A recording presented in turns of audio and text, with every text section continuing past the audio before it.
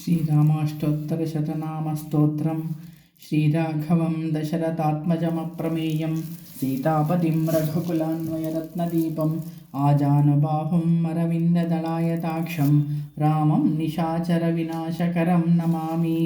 वैदेहीसहितं सुरद्रुमतले हैमे महामण्टपे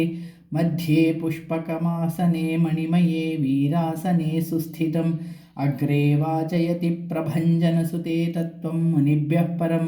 व्याख्यान्तं भरतादिभिः परिवृतं रामं भजे श्यामलम्। श्रीरामो रामभद्रश्च रामचन्द्रश्च शाश्वतः राजीवलोचनः श्रीमान् राजेन्द्रो रघुपुङ्गवः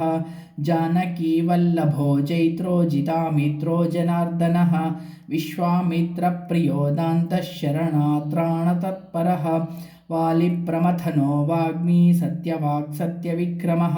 सत्यव्रतो व्रतधरः सदा हनुमदाश्रितः कौसलेयः खरध्वंसी विराधावधपण्डितः विभीषणपरित्राता हरकोदण्डखण्डनः सप्तसालप्रभेताच्च दशग्रीवशिरोहरः जामदग्न्यमहादर्पादलनस्ताटकान्तकः वेदान्तसारो वेदात्मा भवरोगस्य भेषजः दोषणत्रिशिरो हन्ता त्रिमूर्तिस्त्रिगुणात्मकः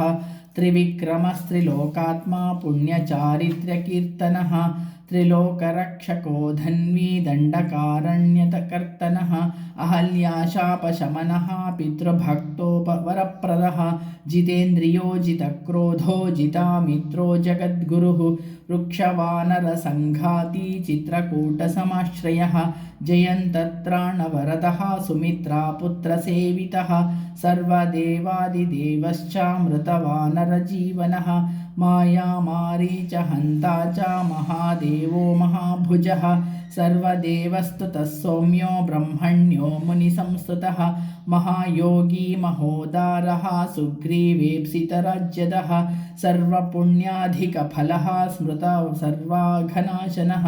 वादित्यपुरुषः परमपुरुषो महापुरुष एव च पुण्योदयो दयासारः पुराणपुरुषोत्तमः स्मितवक्त्रोमितभाषी पूर्वभाषी च राघवः अनन्तगुणगम्भीरो धीरोदात्तगुणोत्तमः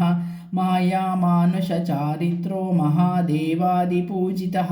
सेतुकृज्जितवाराशिः सर्वतीर्थमयो हरिः श्यामाङ्गसुन्दरः शूरः पीतवासा धनुर्धरः सर्वयज्ञाधिपो यज्वा जरामरणवर्जितः विभीषणप्रतिष्ठाता सर्वापगुणवर्जितः परमात्मा परं ब्रह्म सच्चिदानन्दविग्रहः परञ्ज्योतिः परन्धाम पराकाशः परात्परः परेशः पारगः पारः सर्वदेवात्मकः परः